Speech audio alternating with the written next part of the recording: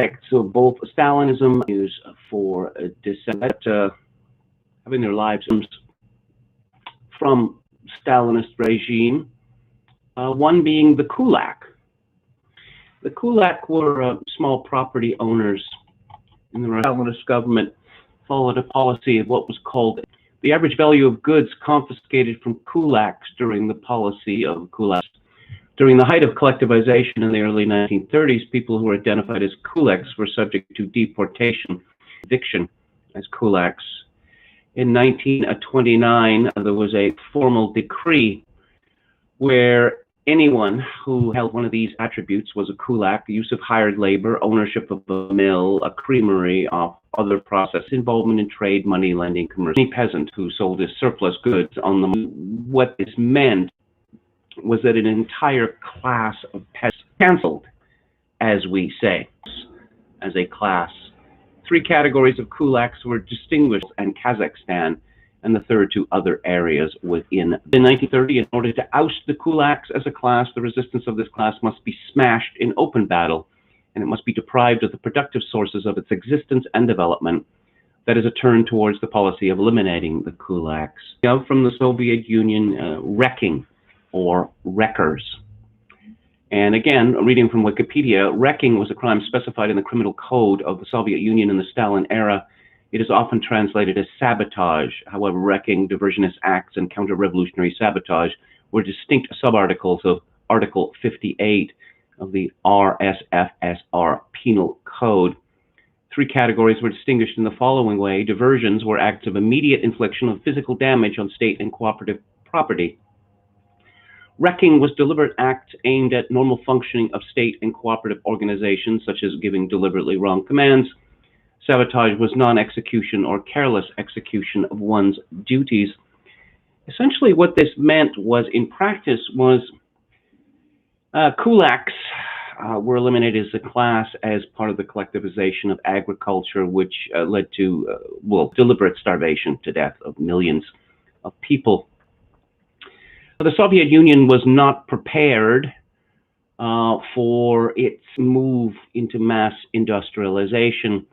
Many of the people hired as people involved in this or as managers had little or no idea what they were doing, so things would break down with a great regularity. But since the party was always right, there must have been something else that was responsible for this failure, and it was wreckers, saboteurs. There were many trials of such people, all part of the Great Terror of the 1930s. Why do I mention this? I mention this because of something that was tweeted a few days ago by a fellow called John Favreau. He is the former speechwriter for President Obama, not to be confused with the actor and director. This is what he tweeted on July the 18th. President Biden's ability to meet any of the crises we face, the pandemic, the recession, the climate, racial justice, will be constrained by the reality of a political system that gives disproportionate power to a mostly white and rural minority of citizens, rural being the kulaks and the whites being the wreckers. You see here that what you call middle America, flyover people, if you like, they are being set up for the high jump by the elite in anticipation of a Biden victory. All of the failures that we will see if there is a Biden administration will be blamed specifically on these kulaks and wreckers. Now, of course, the political system of the United States gives disproportionate power not to mostly white and rural Americans. It gives this disproportionate power to what we call the 1%. These are companies such as Amazon. Of course, Jeff Bezos owns the Washington Post, and Amazon doesn't pay taxes because Amazon's not headquartered in the United States, and Amazon has a true sweetheart of a deal with the United States Postal Service, which means that these packages that you receive from Amazon in the United States are being subsidized by American taxpayers. Also, Jeff Bezos can buy another ivory back scratcher. The effrontery, the gross effrontery of someone like Jon Favreau actually claiming that under the United States system, disproportionate power is given to a mostly white and rural minority of citizens is outrageous. But I suppose we are becoming inured to this sort of outrageous statement, that at a time when Americans are terrified of Black people, we hear more and more about this mythical white supremacy. Clearly, if America was a country governed on the principle of white supremacy, well, you wouldn't have affirmative action for a start. You wouldn't have millions of immigrants from non-white countries flooding into the United States. You would not have anti-white rhetoric, even what we might call eliminationist rhetoric, dominant in the mainstream media, dominant in academia, dominant in big business. This is Goebbels' big lie that we are talking about.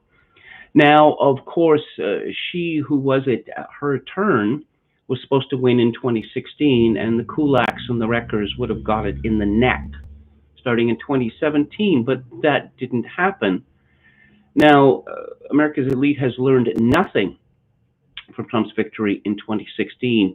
It has only enraged them and made them more wrathful and crazy. I bring this up at the top of the show, just, for any Black pillars out there, that there can be no question what the results of a Biden presidency will be, especially if, I don't know, someone like Stacey Abrams becomes president after Joe Biden is, led off to the long-term care facility, or he dies in office, or Susan Rice. I suppose under Susan Rice, the wars in Afghanistan and Iraq would be ramped up again, and no question, war would be declared against white people. Now, who is this Jon Favreau person, you may ask? Well, he went into politics directly out of university. He graduated from Holy Cross. That is the way that these things are done. One doesn't expect the elite in politics to have any experience of real life. And these people have been plotting their ascent to the top, I don't know, from the time that they were 12 years old or the like. Let's see, he graduated in 2003 as a valedictorian with a degree in political science. He was the treasurer and debate committee chairman for the college Democrats. He served on the Welfare Solidarity Project, whatever that might be. He worked for John Kerry's presidential campaign in 2004, and he met Obama backstage at the 2004 Democratic National Convention, and he was hired then as a speechwriter, where he was called, not Obama's brain, but something like that. Apparently they were, this is my favorite part of this Wikipedia entry. And again, note the gaslighting here. Note the big lie. He has likened his position to Ted Williams' batting coach because of Obama's celebrated abilities as a speaker and a writer. Ted Williams, who played for the Boston Red Sox for his entire career, was perhaps the greatest baseball hitter in Major League Baseball history. His numbers are lower than they would have been because he served 5 years as an aviator in the American military in World War II and Korea. But he was the hitter's hitter. And to compare him to Barack Obama is absurd, of course, because there is not a single thing that Barack Obama has ever said in his life that anyone remembers. Not one. Not one single thing. Obama is he's a very vain and boastful man. He could do the job of any of the people on his campaign staff better than they could do it if, say, the people responsible for campaign logistics put him to the test. They say, well, Barry, yeah, we have a campaign event in Cleveland coming up in a week, so we'll put you in charge of putting that together. That would have been very amusing indeed. Obama is at reading from a teleprompter and appearing to be a sage, but as we found, when he does not have a teleprompter, of course, Trump is not the smoothest speaker, but having heard Obama, and I'm sure you've heard it carrying on about okey doke and the like, he's empty-headed. He is completely empty-headed. So he became a chief speechwriter, the youngest on a record, second youngest on a record. And he said that after his work with Obama, he would not be involved in politics anymore, saying that anything else would be anticlimactic. Maybe I'll write a screenplay, he said, or maybe a fiction book. You mean a novel? Based on what all of this was like. You had a bunch of kids, silly ways that we are. For the people in my generation, it was an unbelievable way to grow up. Of course, one would have expected the people who run the United States of America to have actually grown up before they were accorded that power.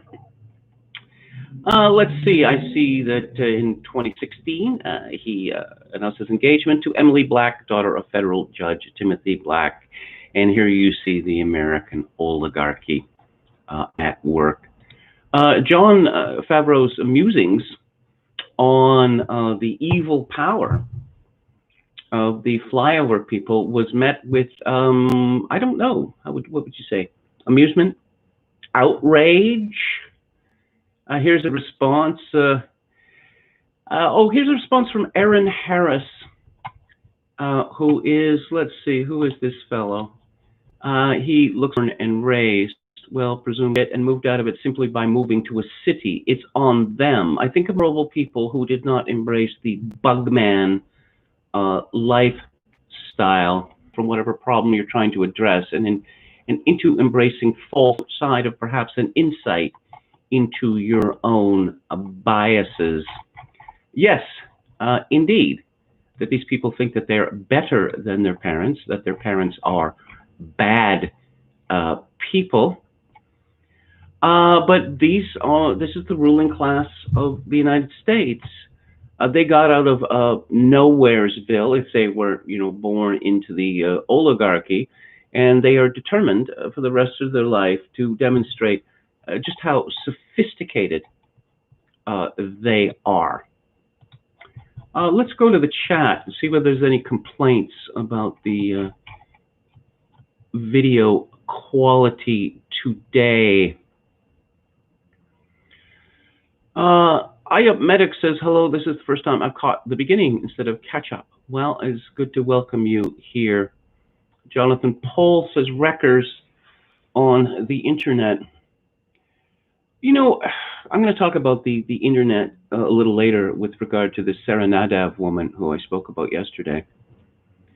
But people like Jon Favreau don't really seem to understand that they're publishing their thoughts, their musings, if you will, to the entire world, and they will be judged by this. I think Tom Nichols, Major Tom, as I call him, leading neocon and never-Trumper, who was just on Twitter, over the last year, has just been raging against the bourgeoisie, as Henry Mencken would have called it. Presumably Major Tom himself escaped from Nowheresville, and Trump is to be blamed on. The problems of the United States are to be blamed on Again, these flyover people who supposedly have this disproportionate power. Chocokin 666 says you will be reduced to penury, but you will have non-gender specific bathrooms. Oh, Chocokin 666 says the buffering begins in earnest. Oh dear. Donald Robertson says KMG looks like a space alien on my screen. Again, I'm sorry about that. Clean your room. Well, it's about as clean as it's going to be. I may be moving again at the end of this week. I can't stay here for all that long. So I don't think that this current setup is going to be the setup for much longer. Chocokin 666 says, regard with Amazon, I don't believe any allocations via taxation are given to it. No, it's just that Amazon pays a much less than the actual cost to the USPS for delivering its parcel. Don from Beyond says, YouTube, Facebook playing whack-a-mole with America's frontline doctors. Press conference from yesterday. One doctor treated 500 COVID patients, most of whom had diabetes, with no lives lost. Walrus Libertarian says, Laura Ingram said the other day, imagine what they could do with the power of the Department of Justice aimed at people. Well, you know, when I was speaking yesterday about a judge striking down the decision by Seattle to stop using tear gas and the like, the reason for this is that Seattle is one of the many American police departments which is run by the Department of Justice. They signed a consent decree, I don't know, something about racism or disparate impact or whatever. YT says, I think KMG is a total super trooper for doing nightly streams. Well, under so much stress in his life. Hail, KMG. Indeed. Too kind. Too kind. Pete Ferguson says, I like KMG live streams because for 2 hours a day I can pretend that I have a friend. Well, I hope that's I hope you're being satirical there. Anonymous Professor says, does KMG live in hotels now? Well, this is the third hotel that I have been in since April. And it's the one with the worst Wi-Fi coverage. The other two were in James Bay, which is a very nice part of Victoria. This is a 1800 block Douglas, which is not a nice part of Victoria. It just, I returned to Victoria for a brief interlude in the interior of BC a year and a half ago. And the rapid decline in the quality of living in this city is absolutely shocking. Okay, let's talk about Bill Barr versus the Barbarians. William Barr, Attorney General of the United States for the second time around, testified before the House Judiciary Committee, and of course it was farcical. I'm reading here from the New York Post. It says that the hearing descended into bickering over decorum, not to mention over to whether to allow the star witness a 5-minute break. The top Republican on the committee, Representative Jim Jordan of Iowa, clashed with Chairman Jerry Nadler after Barr asked for a quick lunch break and was denied, and after Democrats repeatedly cut off Barr with a brisk, reclaiming my time. For months you've tried to get the Attorney General to come. He's here. Why don't you let him speak? Jordan protested. Why don't you let him answer the questions time after time? Nadler fired back. I should remind listeners and viewers that Jerry Nadler is the fellow who was responsible for the fiasco, which was the House impeachment. Nadler fired back. The gentleman's rudeness is not recognized. It's pretty rich coming from Jerry Nadler. Rudeness, the rudeness is on the other side, Jordan said. You refuse to let the Attorney General of the United States answer the questions posed to him. Jordan defended Barr after Representative Lucy McBath cut off the Attorney General when he told her he sympathized with cancer patients, as 2 of his own children had cancer And after McMath again cut him off when Barr said that he ordered renewed efforts to prosecute people who lie on gun background checks, as she insisted he should do. Lucy McMath, I looked her up today. Her fame is due to the fact that her adolescent son was murdered some years ago. Now, of course, this is the fault of guns. It's not the fault of the culture which creates the typically young men who shoot to death adolescent boys. Another blow-up followed over whether Barr could just have a short break despite having had no lunch at nearly 4 p.m. He asked for a 5-minute break. Nadler, who arrived about an hour late to the hearing due to a minor car accident, refused. "No," he said. "I waited 45 an hour for you this morning. I haven't had lunch. I'd like to take a 5-minute break," Barr said. Nadler insisted the hearing was almost finished. "You're a real class act," Barr shot back. Jordan chimed in, "You mentioned rudeness. I think we're seeing it on display. Let the Attorney General have a break." Nadler finally relented and allowed a break. Yeah, one would think that the Attorney General of the United States would be shown a little more respect by the House of Representatives, but no. I must say that I am somewhat surprised that the Democratic Party has become, and there's no question about this, the legislative arm of Antifa. They're not even bothering to try to hide it.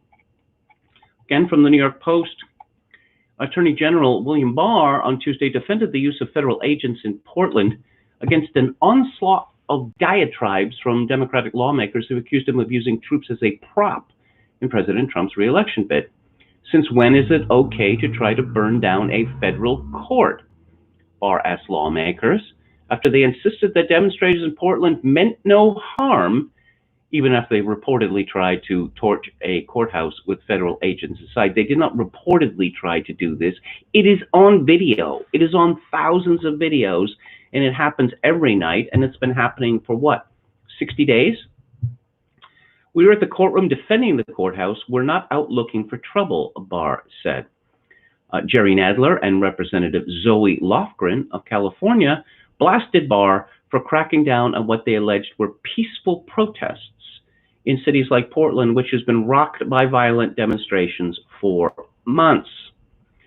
Again, Goebbels' big lie. These are not peaceful protests. All one has to do is look at the videos or look at the newspaper or internet pictures of attempts to smash into it, set it on fire, fireworks and other projectiles being shot repeatedly at police. "The president wants footage for his campaign ads, and you appear to be serving it up to him as ordered," Nadler claimed one day after he called violence from Antifa in Portland a myth. Quote, "In most of these cities, the protests had begun to wind down before you marched in and confronted the protesters. The protesters aren't mobs, they're mothers and veterans and mayors. Shame on you, Mr. Barr. Shame on you." Nadler continued, speaking over the top of Barr as he tried to respond.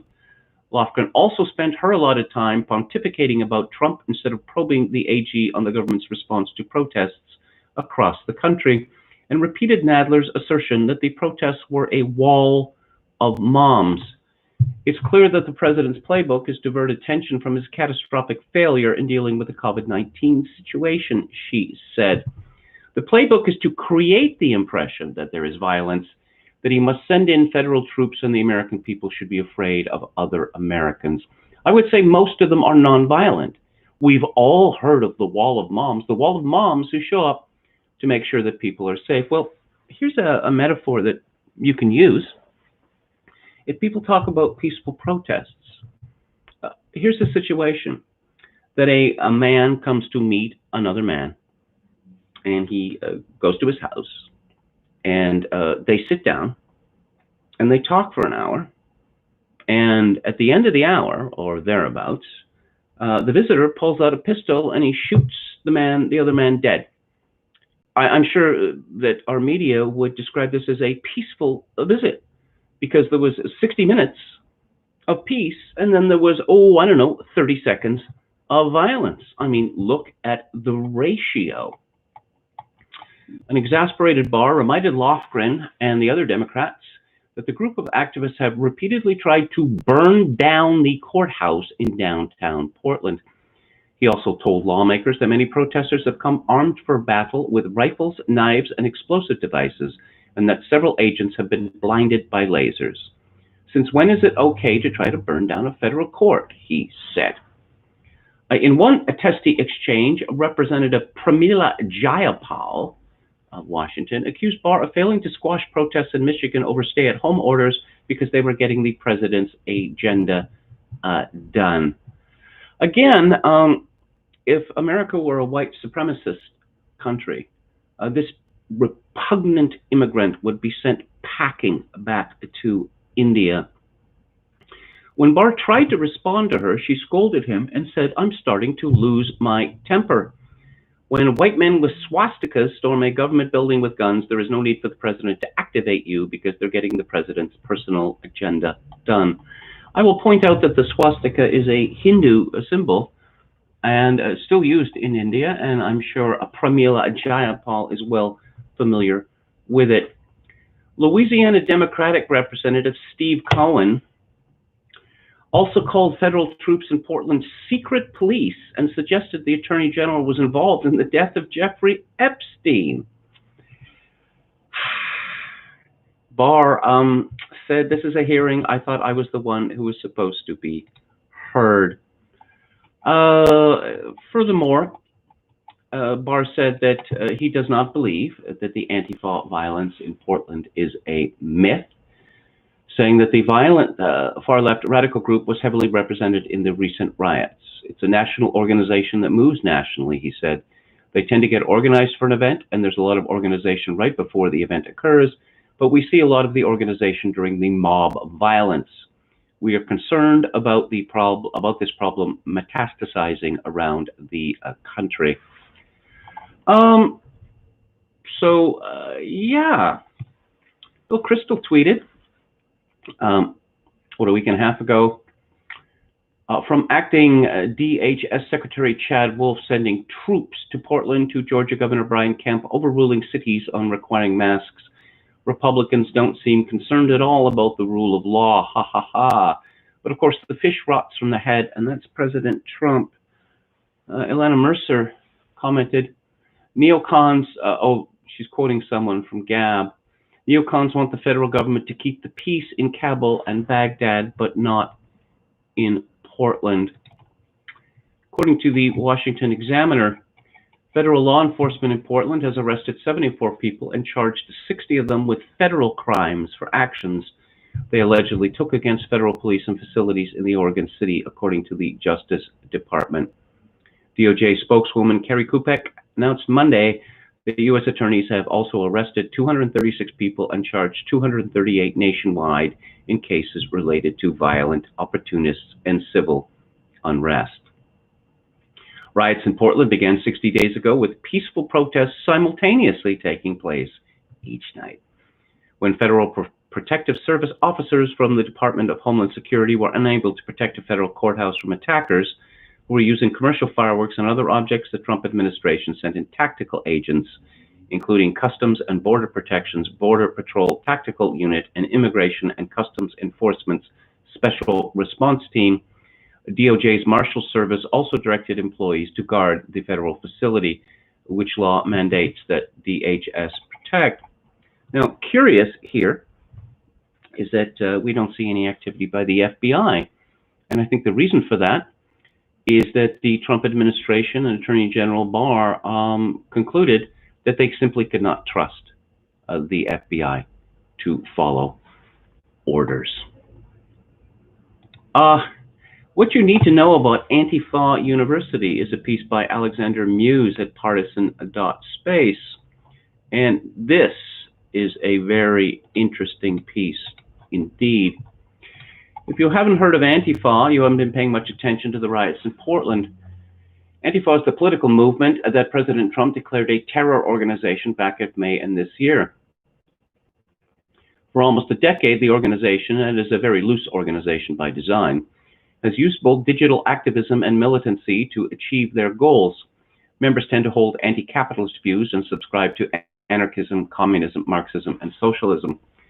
Prior to Trump's declaration, the Anti-Defamation League, that august body, stated that Antifa members are only, quote, those who proactively seek physical confrontations with the perceived fascist adversaries, unquote, and not people who simply oppose fascism.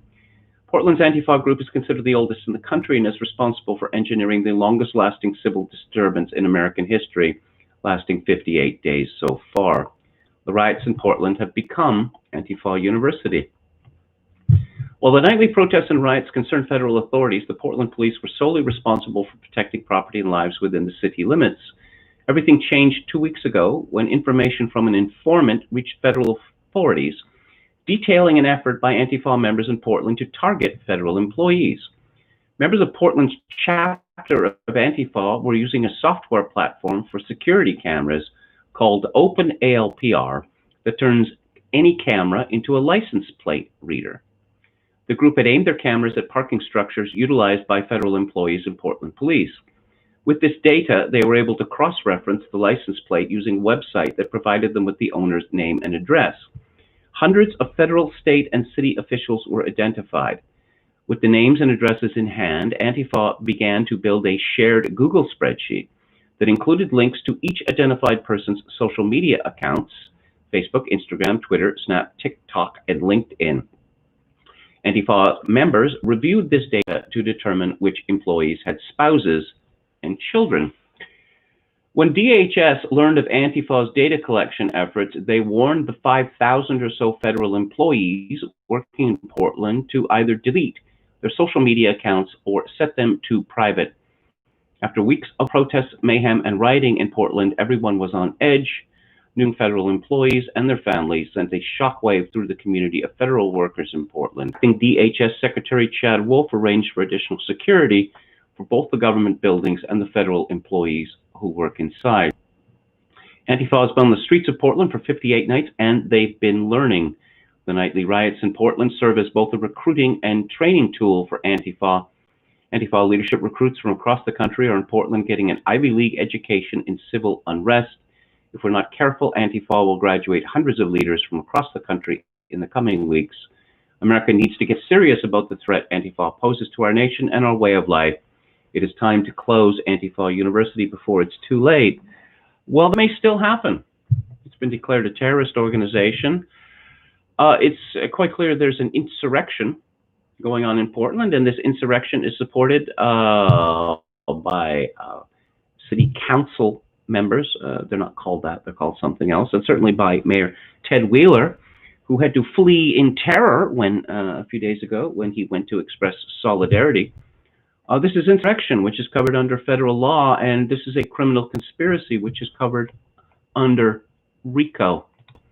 These people who have been charged with federal crimes already in Portland are going to find out that playing at Revolution can bring a heavy cost.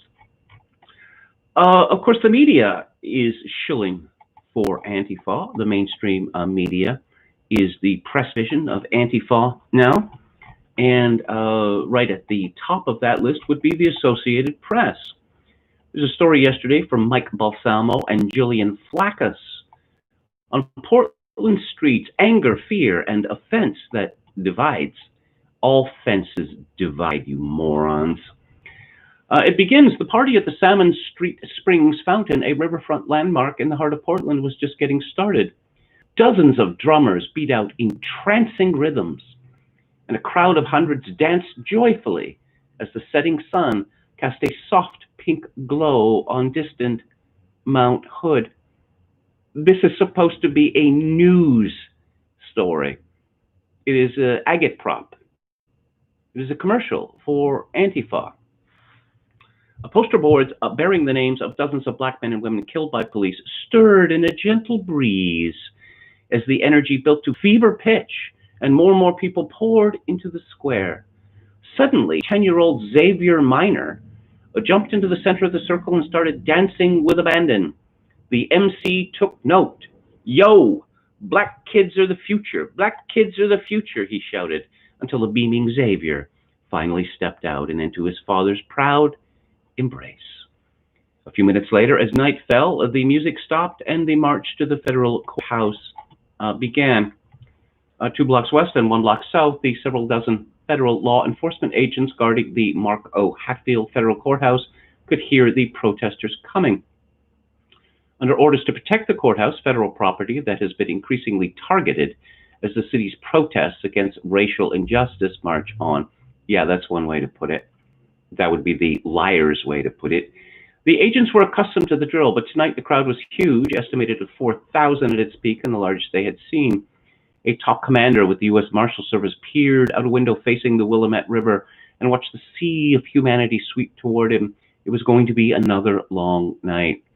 The courthouse, a stately building with large windows and a white marble interior, looked like a feudal castle under siege. Feudal castle. Boo! The outside was boarded up with thick plywood. Narrow slits at the top of the plywood, accessed by a mechanized scaffolding, gave the agents inside a view of the crowd and an opening through which to fire pepper balls.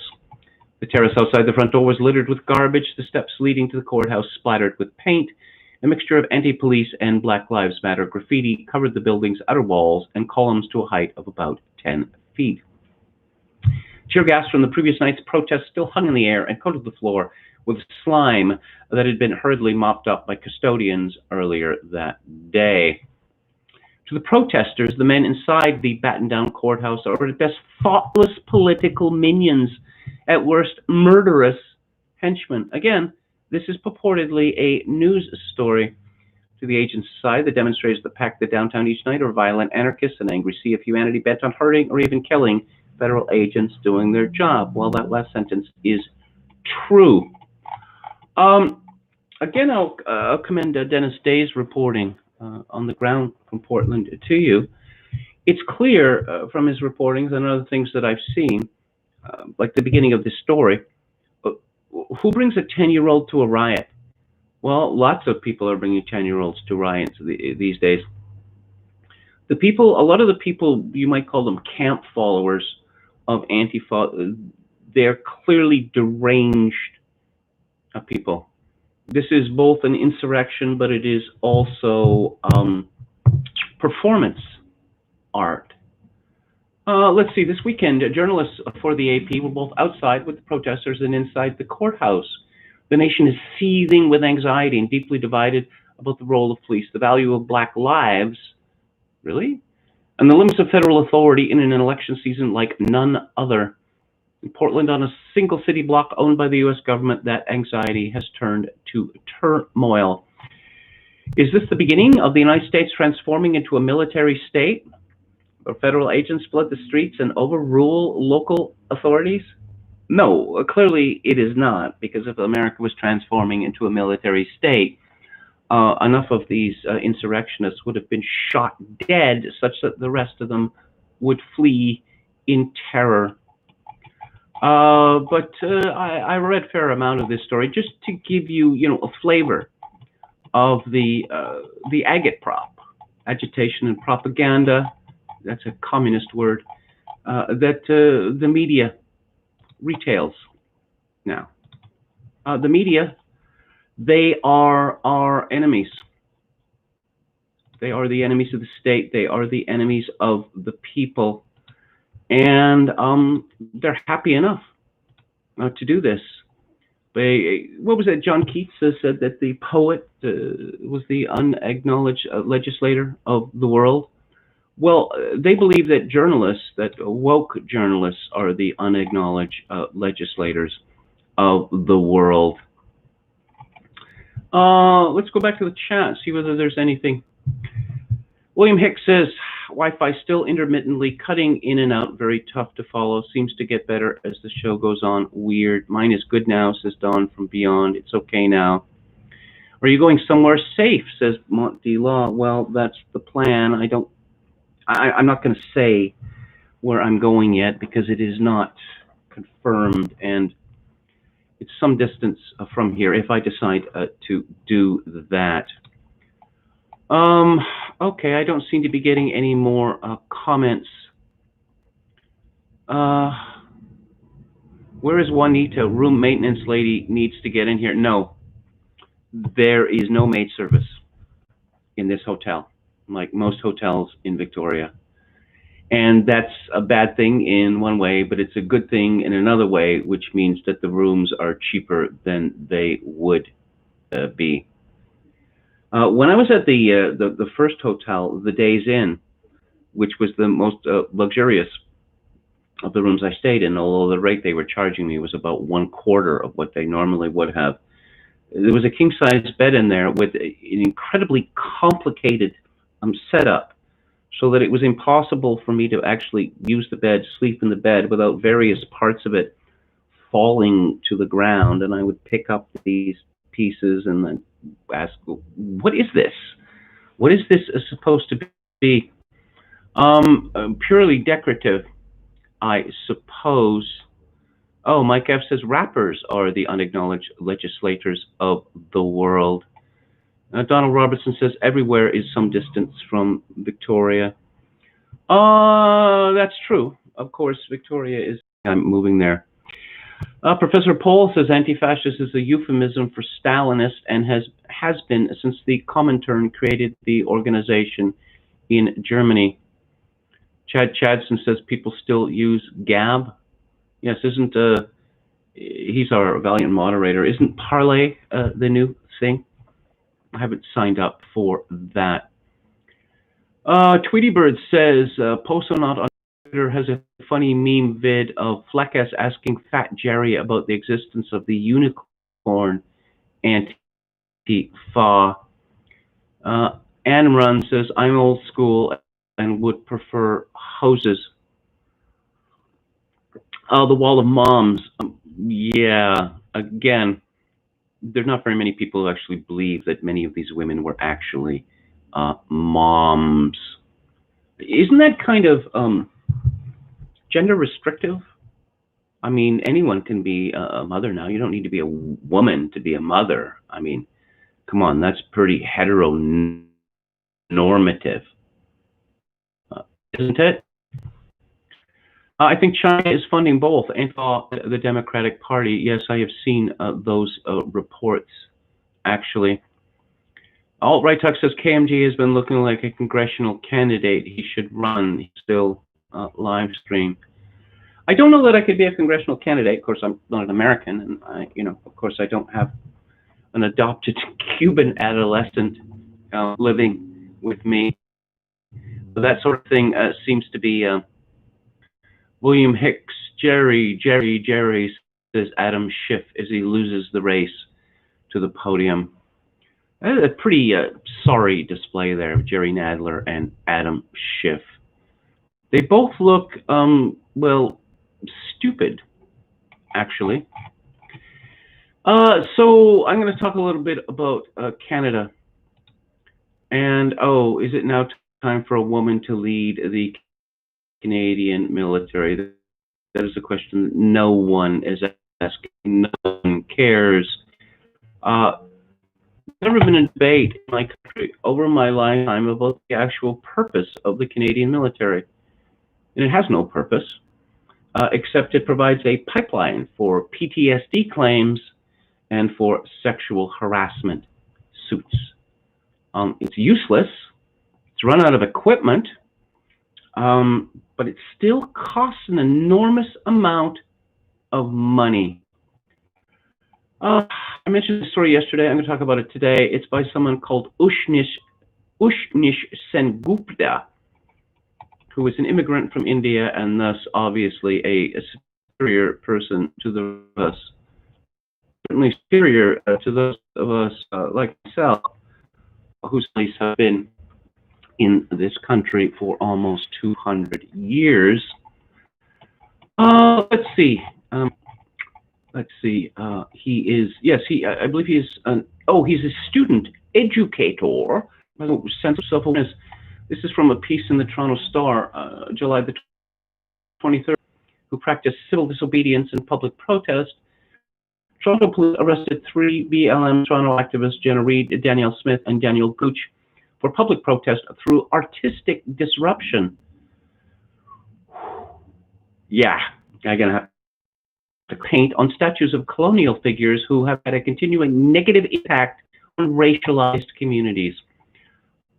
When I was young, they didn't still exist. There was this school called Berlitz that you'd learn foreign languages. Is there a Berlitz for intersectional jargon?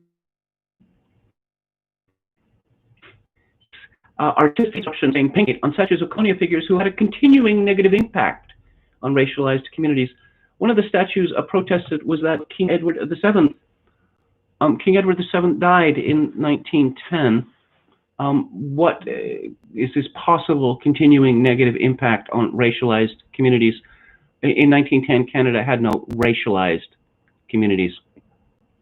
In 1910, Canada was about 99% white, and Canada's Indians, or Indigenous people, as we're supposed to call them now, lived on reservations. A statue that was rejected in India as a symbol of brutal colonial history was given a prominent public location at Queen's Park in Toronto.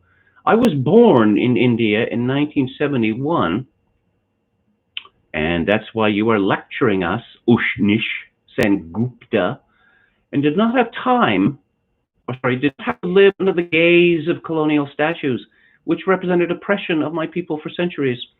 For racialized immigrants to Canada like myself, the actions by BLM Toronto protesters reminded me that statues that continue to be symbols of oppression for racialized communities are given prominence protected by police services in my country of immigration and choice, Canada.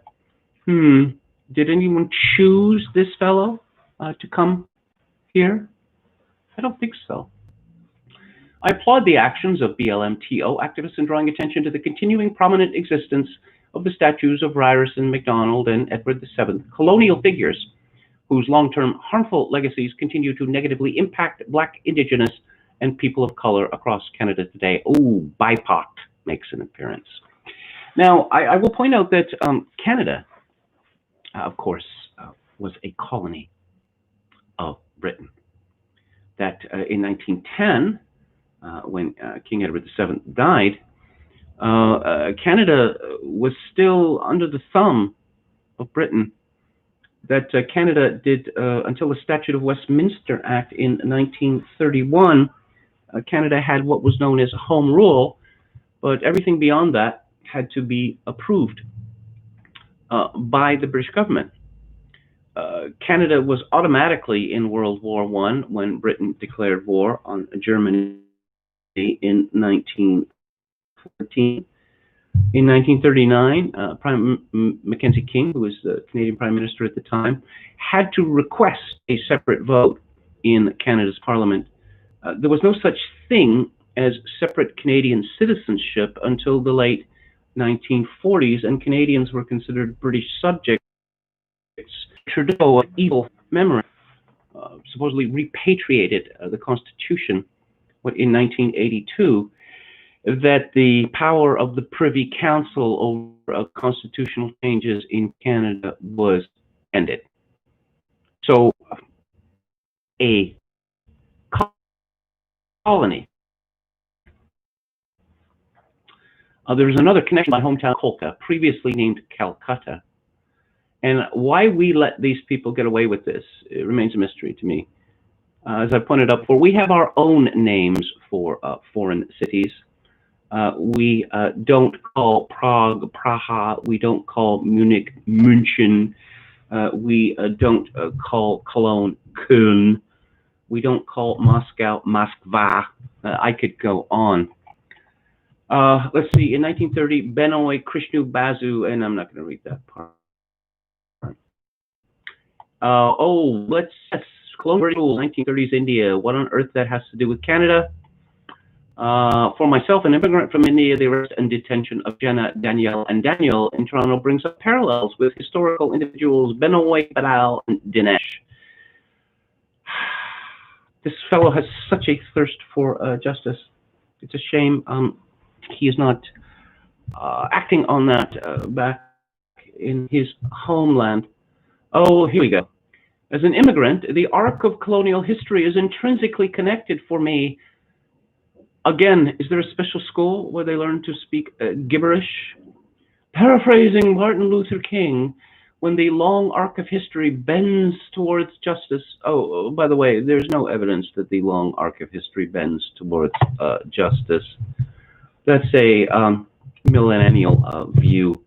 And when Toronto reconciles with its racial legacies, Canada had no need to reconcile its racial legacies until the evil Canadian government of Lester Pearson decided in 1967 that Canada was to be flooded with the vibrant of the world.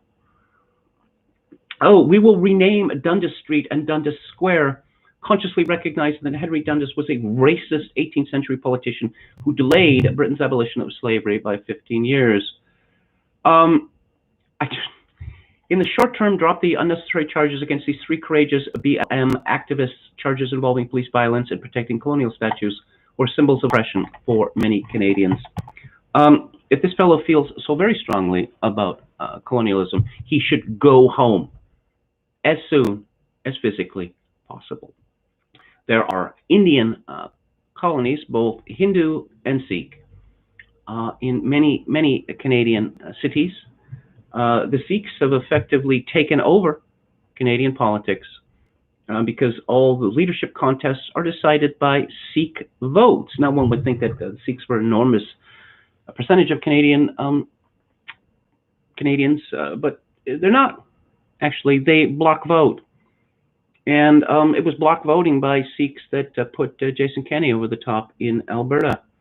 And any investigations, oh, well, there should be an investigation of the United Conservative leadership that elected Jason Kenney, because if you look at the names of these disputed ballots, there's a commonality there, that they all come from the Indian subcontinent. Vote early, vote often. And it doesn't matter whether you're a member of another political party, whether you are not resident in Canada, or whether you are, in fact, dead.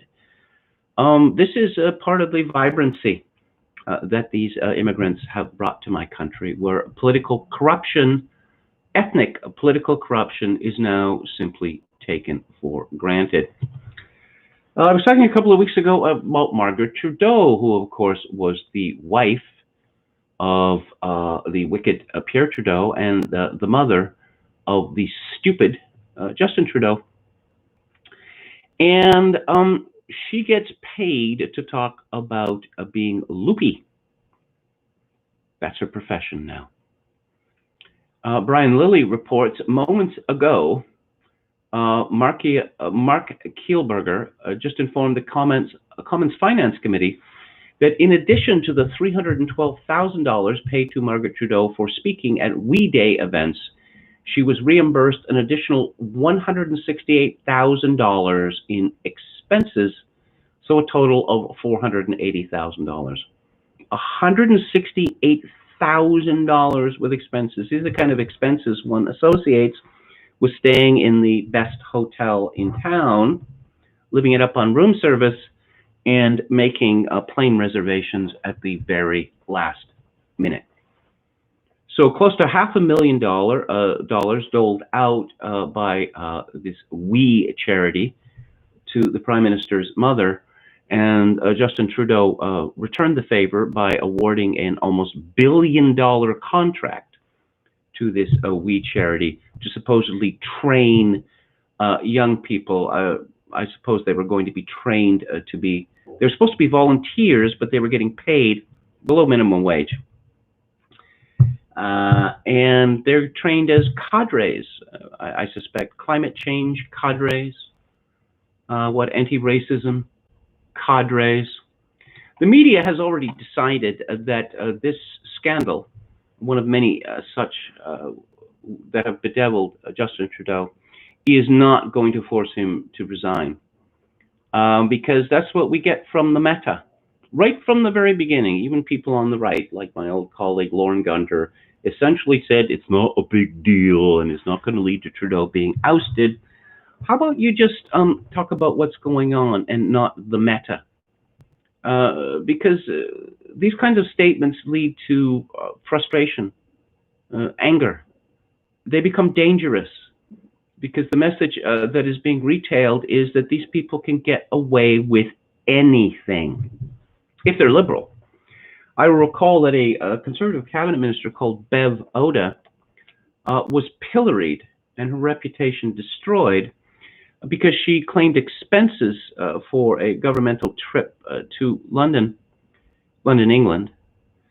And one of those expenses was $16 for a large glass of orange juice.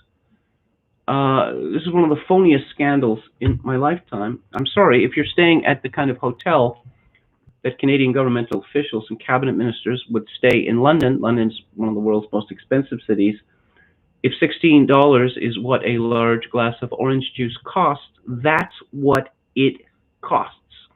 Was she supposed to have taken her personal protective detail and marched them all out to the latest McDonald's and then back to her hotel? It hardly seems likely. I see that people are talking about the Kielbergers. They were testifying today for the House of Commons Finance Committee. One has to be very careful about what one says about the Kielberger brothers. They are notoriously litigious, but they are they were woke avant la lettre. That they have been famous since they were teenagers. Yes, particularly first Craig and then Mark. Let's see, he was born in 1982. I'm reading from Wikipedia. In 1995, when Craig Kielberger was 12 years old. Yes, I do not want to be lectured on the state of the world by a 12-year-old, and neither should you. But that's the kind of country Canada is. It turns out that the Kielbergers, or the We, a charity, owns $50 million worth of real estate in Toronto, a whole block in Toronto. And they fired their leader, told her to clear out because apparently the We charity has been devastated by the lockdown. Let's see. The brothers also insisted that Prime Minister Justin Trudeau's mother was not paid solely for her appearance at the July 2nd We Day event on Parliament Hill. As far as I can understand, We Day, or Me to We, or whatever they call it, you get a bunch of young people together, and there's a bunch of people, the Kielberger brothers, the Prime Minister's wife has been paid for speaking to this group, and other such worthies, including rappers, and they basically suck up to a bunch of adolescents and tell them that they are the future. Mark Kielberger explained Margaret Trudeau was paid for her participation in 2 to 3 days of additional auxiliary events that sprung out of We Day. He said the vast majority of speakers were not paid for participating in We events, with only a handful of those who participated in the auxiliary events, such as private affairs with prospective donors, were compensated. Wow. Just digging that hole deeper. Michelle Douglas, the former chair of the We Charity Board of Directors, had told MPs earlier Tuesday that she was told speakers were not being paid for speaking at We Day events. This is the sort of thing that, it should have died in 2008.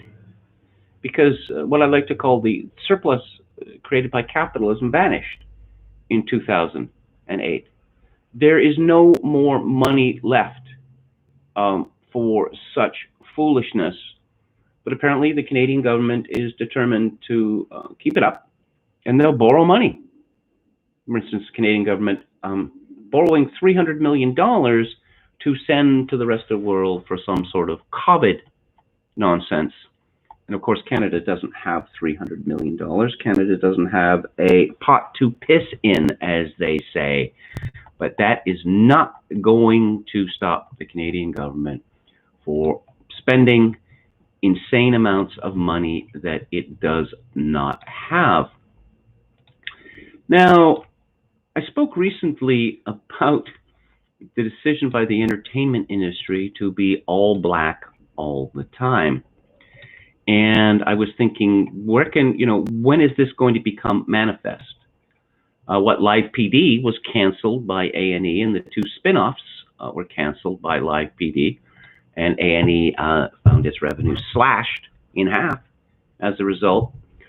Well, here's an example of the kind of person you're going to be seeing a lot of on television and in the movies. Her name is Michaela Coel, or Coel. Her full name is actually Michaela Iwuraba Boki Collinson, born 1987. She is a British actress, screenwriter, director, producer, singer, songwriter, poet, and playwright. She is best known for creating and starring in the E4 sitcom Chewing Gum, for which she won the BAFTA Award for Best Female Comedy Performance, and the BBC One HBO comedy drama series I May Destroy You. Her parents are Ghanaian. She was born in London, and she and her older sister grew up in London, primarily Hackney and Tower Hamlets.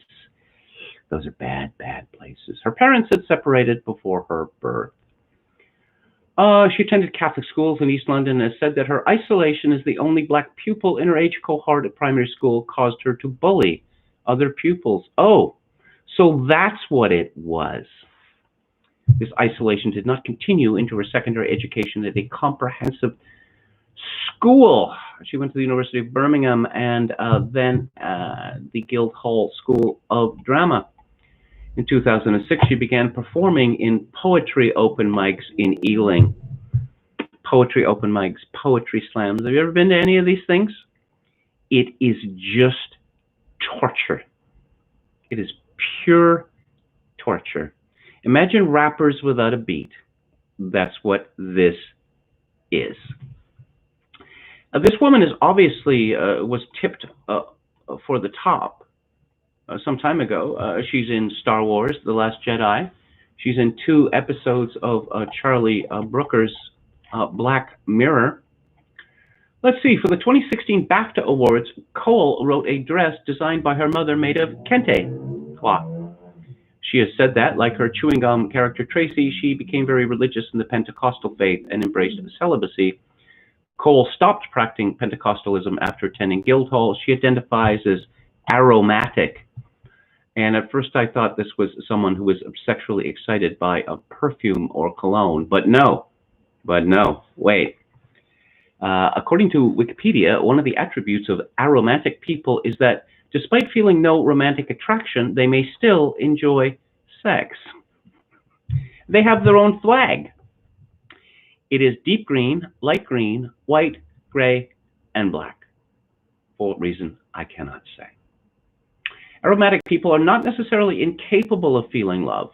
For example, they may still feel familial love, or the type of platonic love that is expressed between friends. Individuals who identify as aromantic may have trouble distinguishing the affection of family and friends from that of a romantic partner. That sounds really dodgy. Many aromantic people are asexual, but the term aromantic can be used in relation to various sexual identities, such as aromantic bisexual, aromantic heterosexual, aromantic lesbian, aromantic gay man, or aromantic asexual. This is because aromanticism primarily deals with romantic attraction rather than with sexuality or the libido.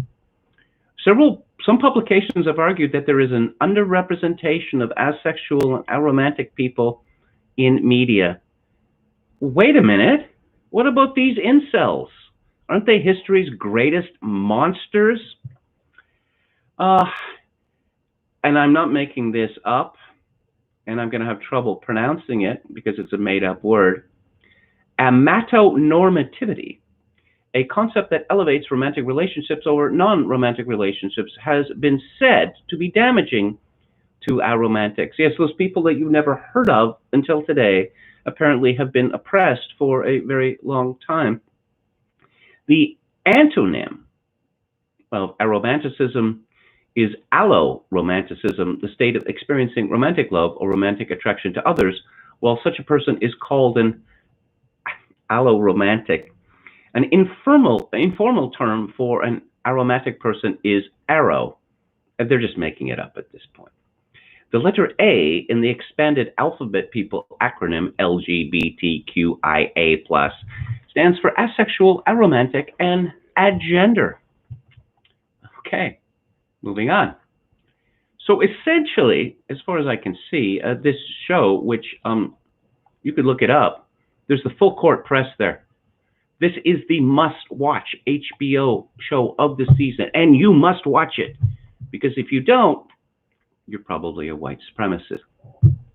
So I May Destroy You is a British comedy drama television series created, written, co-directed, and executive produced by Michaela Cole. The series is set in London and stars Cole as Arabella, lovely name, a young woman who seeks to rebuild her life after being raped. Now, I've read several articles about this show, and it turns out that this is a typically modern rape, and that this woman does not realize that she has been raped until quite some time after the rape. Arabella is a Twitter star turned novelist who found fame with her debut book, Chronicles of a Fed-Up Millennial, and is publicly celebrated as a millennial icon. Yeah, projection. Whilst struggling to meet a deadline for her second book. Isn't that a bitch? She takes a break from work to meet up with friends on a night out in London. The following morning, she struggles to remember what happened to her, though recalls the events of the night with helps of her friends Terry and Kwame. Now, there's no question that some women are drugged and then raped, but most of these claims of being roofied are false for this reason. How do these women know that they are roofied? Because they wake up with a headache, and they have severe memory loss of the night before, and it transpires that they have engaged in reckless or perhaps dangerous activity. What other substance leads to that morning after condition? Alcohol. Alcohol does. There is no practical difference between being dosed with Rohypnol and having far too much to drink. But of course, obviously it's embarrassing to say that, you know, I had 15 shots and I ended up having sex with someone that I met 30 minutes earlier. Okay, so this woman is just so apparently through exploring, through putting her life together. This is an artistic venture. Early reviews of I May Destroy You have been overwhelmingly positive, with many critics praising Cole and the show's willingness to push boundaries. Are there any boundaries left to push on television? The show holds an 84 out of 100 score based on 20 reviews on Metacritic, indicating universal acclaim. On Rotten Tomatoes, the series has an approval rating of 96%, with an average score of 7.96 out of 10. The website's critical consensus is, I May Destroy You is a once brave and delicate, untangling the trauma of sexual assault with dark humor and moments of deep discomfort, all held together on the strength of Michaela Cole's undeniable talent. Writing for the New York Times, critic Mike Hale called the series touching and quietly hilarious. In her review for Time, critic Judy Berman noted the show's unique and complex telling of a story that centered around sexual assault after the Me Too movement.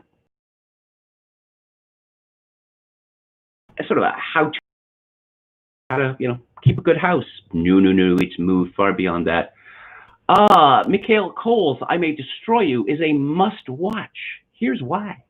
By Megan Sutton, and there's a picture of Michaela Cole, and I don't want to be cruel, but she is an exceedingly ugly woman who seems to have dyed her hair wine red for some reason.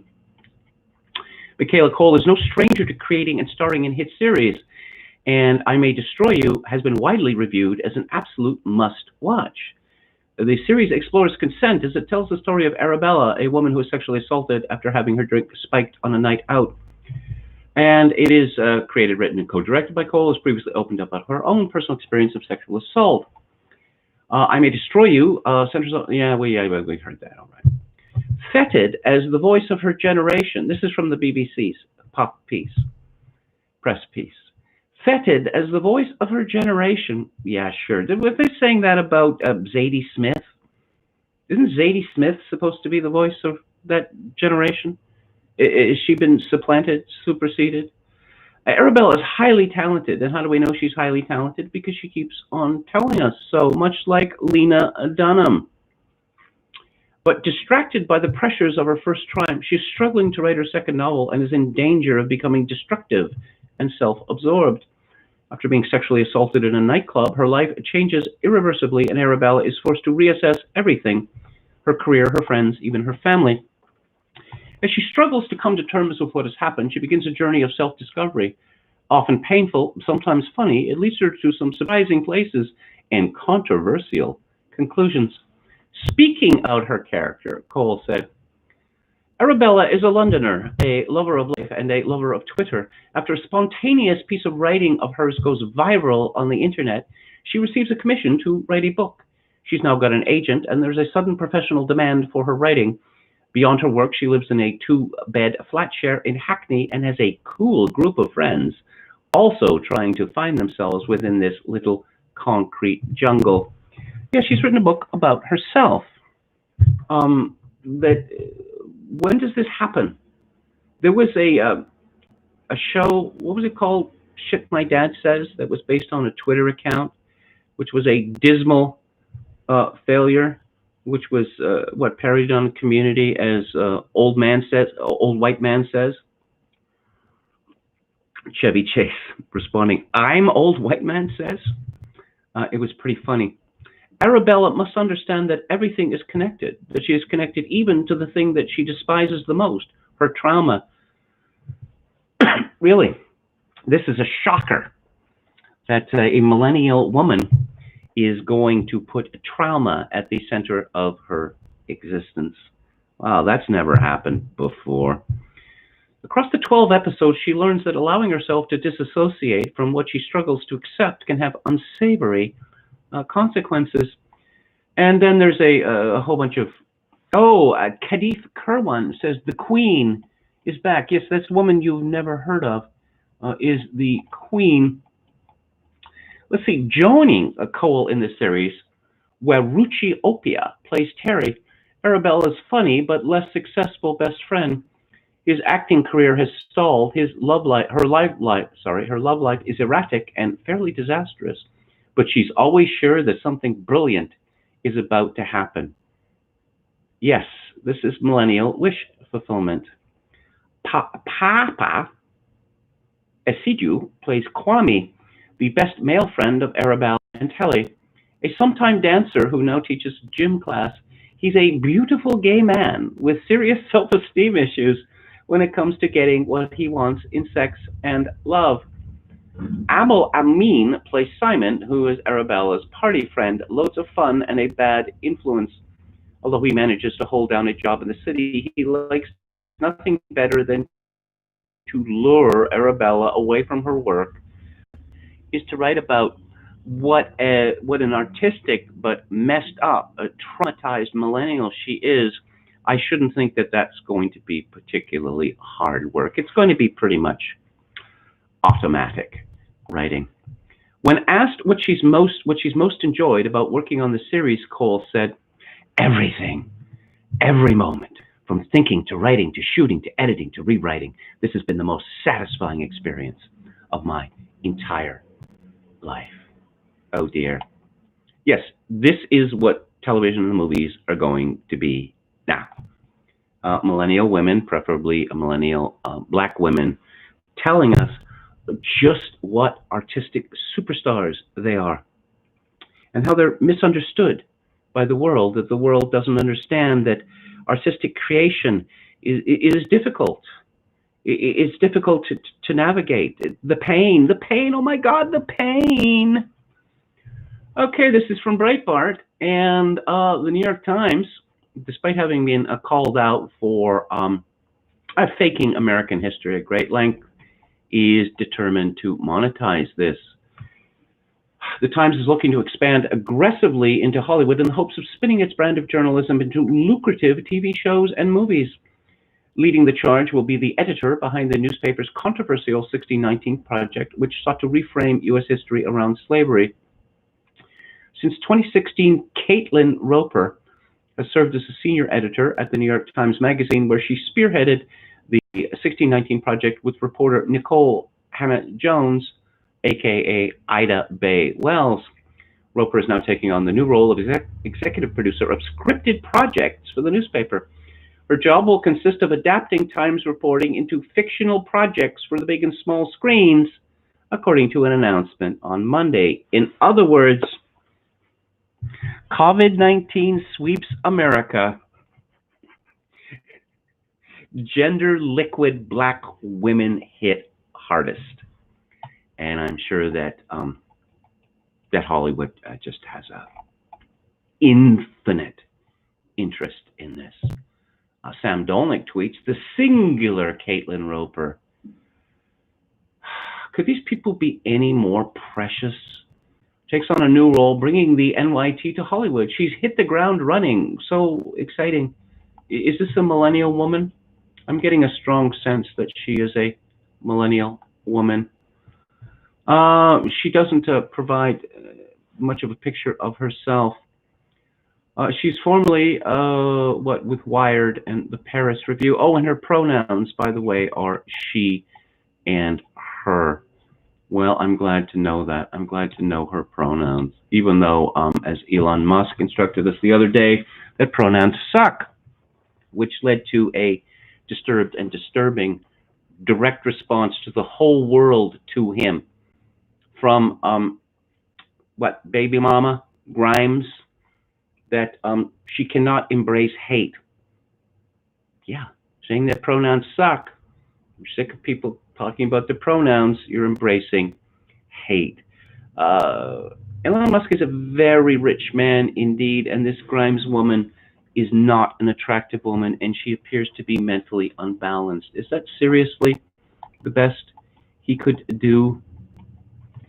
Roper has already been performing her new job on an informal basis, including securing a recent Hollywood deal for the 1619 project that will turn the magazine series into feature films, television series, documentaries, and various forms of unscripted content. It's black entertainment TV, all channels, all the time. That's our future. Get used to it.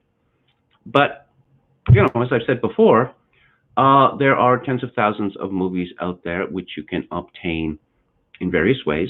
You can even buy them, which is the method that I like the best. So they're there for you.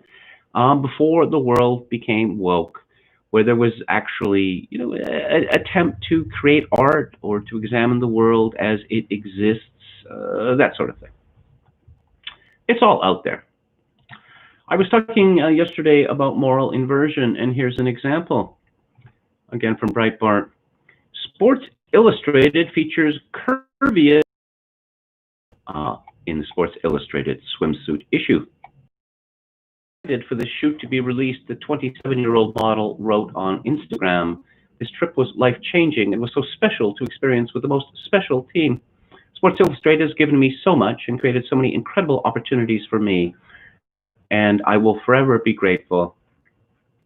Every time the magazine comes out is a pinch me moment. Yes, indeed. Pinch me.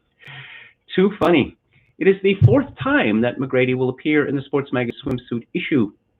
One of my favorite shots from the shoot, magical place, magical team, magical time, she wrote from Bali. I always know I'm going to get killer, beautiful shots with SI, but most importantly, I know that the woman who for so long hasn't seen her body represented will hopefully feel seen, heard, and understood. Well, if you want to see women as fat as that, or for that matter, men as fat as that, just walk out your front door, because there are many, many, many of them. But you see, it turned out that men used to like to buy the swimsuit issue of Sports Illustrated because it was full of beautiful women, and we can't have that. So we have to make them ugly, disfigured, like Winnie Harlow, the Black Canadian model, who has, what's it called, impetigo or something like that, where she has these shocking white patches, including on her face, all over her body, and these so-called plus-size models. Now, Ellen DeGeneres was a model. I don't know if you remember this, but she was made one of the faces of CoverGirl Cosmetics. And around the time that Queen Latifah was also made one of the faces of CoverGirl Cosmetics. I'm not all that familiar with Queen Latifah. She made a couple of appearances on 30 Rock. I thought she was quite funny. Another plus-size model. When it was, I don't know whether it was her first and then Ellen or vice versa, but when this happened in short succession, I thought, how much makeup do lesbians buy? Oh, I see. CoverGirl is, it's owned by Coty Inc. And who are some of the CoverGirl models? Well, the CoverGirl model was the face of young America. It's fresh face, wholesome, classical beauties. Jennifer O'Neill, who later became an actress. Sybil Shepherd, who later became an actress. Christine Brinkley, who tried to become an actress. Cheryl Tiegs would be another one that it was very wholesome. These were beautiful young women. I'm looking at a picture of Ellen DeGeneres, a video for her CoverGirl pimping, and she is wearing an awful lot of eye makeup and very short hair, which is somewhat multicolored. It made her look like a vampire raccoon. I don't know why this company thought that was going to sell makeup. Ellen DeGeneres is, of course, a lesbian who captivated America, and will she or won't she come out in the 1990s? Remember those days? Anyway, apparently she's in big trouble now. I mentioned this on the show before that, apparently everyone hates her because she gets a little testy before shows or whatever. Some transsexual model didn't feel that Ellen groveled enough to her before her appearance on the show. But we see the pecking order here, the Pokemon points, as Steve Saylor would say. Ellen DeGeneres is a lesbian. However, she is a white woman and blonde. And those are very bad things. According to the Daily Mail, the Ellen DeGeneres show is under investigation following numerous accounts of a toxic and bullying workplace culture. Ellen, whose philosophy is be kind to one another, and her show are now subject to a probe by Warner Media, which will look into staff experiences on set. An internal memo sent last week explained that current and former staff will be interviewed about claims of mistreatment, racism, and intimidation at the show.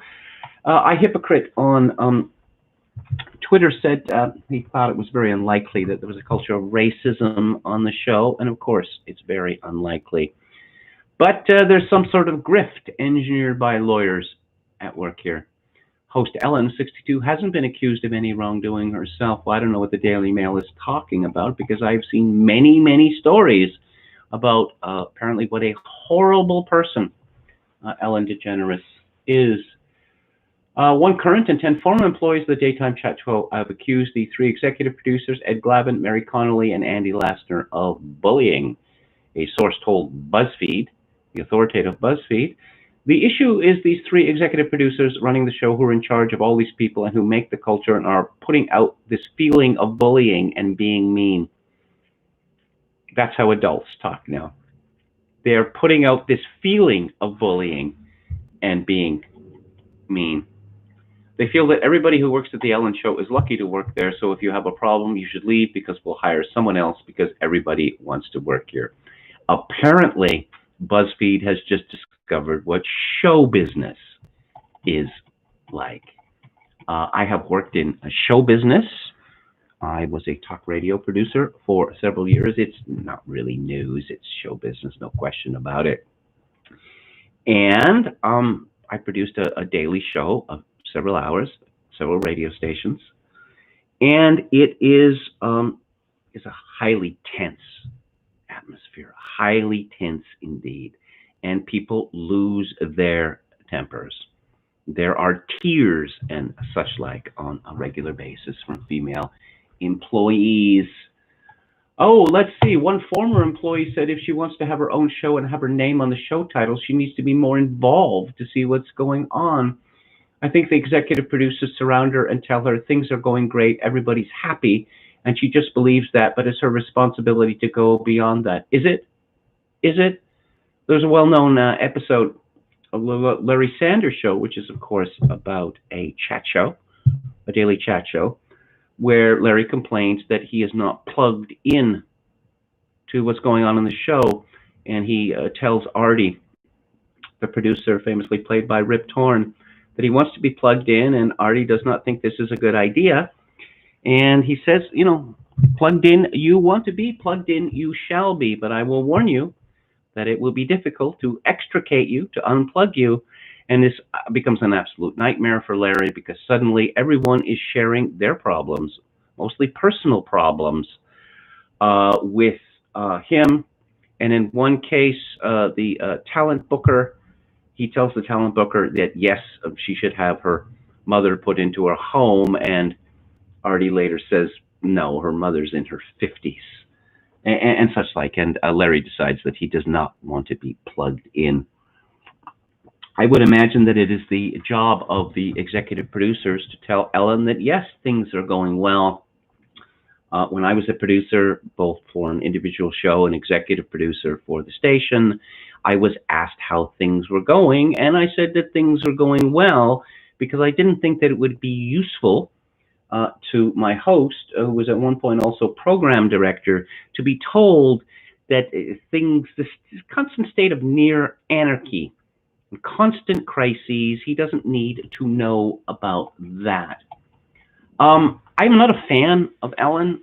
She's a bland woman. She insists on dancing. It's embarrassing. She insists on making her guests dance.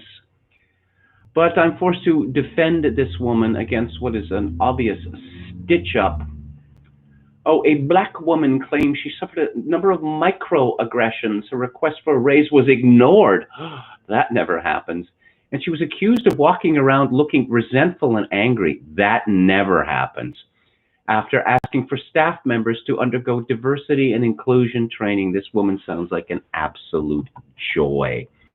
Definitely the sort of person one would want on one's show.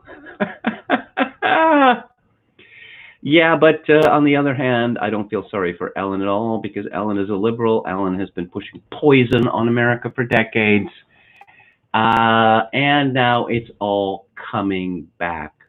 The chickens are coming home to roost. So I couldn't be more delighted. We've suffered. Now it's their turn. So I want to talk a little bit about COVID to round out the show. It's just the panic that will never end. And increasingly we're being told that, oh, well, if you don't have the approved opinions about this, shut up, or else. The sainted Dr. Anthony Fauci from the New York Post, he responds to Trump tweet, I have not been misleading the American public. He pushed back at President Trump for suggesting he had misled Americans in his role as the nation's top infectious diseases expert. Asked on Good Morning America about the president's tweeting a post claiming Fauci has misled the American public on many issues, he responded, I have not been misleading the American public under any circumstances. I don't tweet, I don't even read them, so I don't really want to go there. I just will continue to do my job no matter what comes out because I think it's very important. Well, one would think that a man who said COVID's not particularly a big deal, racism is the big deal, masks are useless. Oh, and by the way, by all means, he said, go on Tinder or Grindr and, make your anonymous sex hookups because, what does that have to do with COVID? Yeah. And then, oh, yeah, masks. Everyone's got to wear masks. Oh, and you remember I told you that this really wasn't a big deal? Well, we're all going to die and everything has to be locked down forever. One of the messages Trump retweeted and was later removed by Twitter included a woman who claimed to be a Houston doctor surrounded by others in white lab coats who called themselves America's frontline doctors. Breitbart published the video of the group standing outside the U.S. Supreme Court as they staged a press conference. In the post, which has since been flagged by Twitter and removed from the Trump feed, the group advocated for the medication and discouraging people from wearing face masks. The woman asserted you don't need masks to prevent the spread of COVID-19 and argued that recent studies showing hydroxychloroquine is ineffective against the virus are fake science, sponsored by fake pharma companies. Well, what was it? The Lancet had to withdraw in shame an obvious hit piece against this drug. And I'll get to Donald Trump Jr. in a moment. William Briggs is writing a column today about why did we panic. He begins, I originally started this article with an imaginary dialogue between myself and a Karen. Then I got kicked out of Mass Sunday for not wearing a mask by an altar Karen, and what women are doing behind the altar rail is an interesting question because they're not supposed to be there. I was sitting far from anybody, do not have the bug, don't care if I get it since I am in full manly vigor and thus am of no viral danger to anybody. Got booted right as the first reading started. It was not worth making a fuss since I am still on my tour up north. Besides, as I was walking out, a nice lady came out to apologize. It struck me how apt lack of masks are as a visible symbol to trigger people's inner bureaucrat. Busybodies, Karens, bureaucrats, propagandists, and other leeches on society need some indication their diabolical services are needed. Masks are perfect for this. What a precedent we set with this bug. As regular readers know, we get this kind of virus every 10 to 20 years, interspersed with bad flu years. Bugs are everywhere all the time. Nothing can or will ever change this. Even stranger, this bug, Corona Doom, will not even make the virus Hall of Fame. In the past century, we have had much worse. We will have worse again. For this routine, not at all unexpected or unusual virus, we have allowed governments the world over to arrogate to themselves too much power, all in the name of safety. People demanded the government act, and the government did. Its efforts have largely been ineffectual and even harmful when they were not asinine or evil. None of this mattered. The majority supported and welcomed each new intervention. They didn't care one whit about whether mask mandates, lockdowns, and other restrictions worked. It was enough they might work to be sufficient and irrefutable proof that they did. In many locales, it is now a crime not to wear a mask, a criminal offense. As if you were a bad person, a common criminal. Here's two fellows arrested for operating the business, now judged a criminal enterprise. Indiana is the latest state to criminalize masklessness. Some complain about wearing masks, but few have realized the real import is making masklessness a crime, a brand new kind of crime, an anti-health crime. How many more of these crimes will be discovered? Meanwhile, fat Jerry Nadler, echoing every propaganda outlet in the country, says the riots in Portland and elsewhere are a myth. The inversion of all things continues. So other people are picking up on this idea of inversion.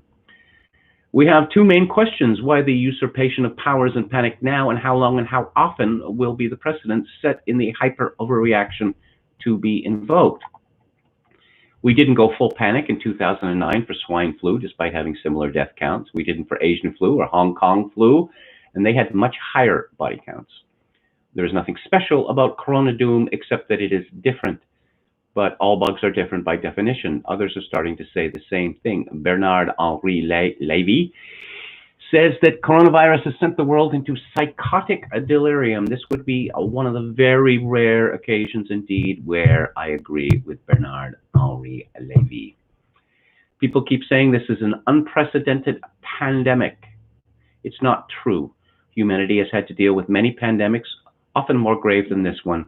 There seems to be an intention, a collective desire to panic. It's not as big a disaster as we think. It's plain in reading about older outbreaks, the impulse to panic was always there, especially among the usual suspects, but they're pleased to embrace mindless, gibbering frenzy weren't heeded. They were this time. Why? One thing that changed, discussed at length in this book, and that book would be Price, Panic, Tyranny, Pandemic, Catastrophe, is the rise of social media. Twitter existed in 2009, but it didn't have the reach or importance it did this year. Although with their constant purges, it's now becoming less relevant. Same with Facebook, Instagram, and so on, some of which were new by 2020.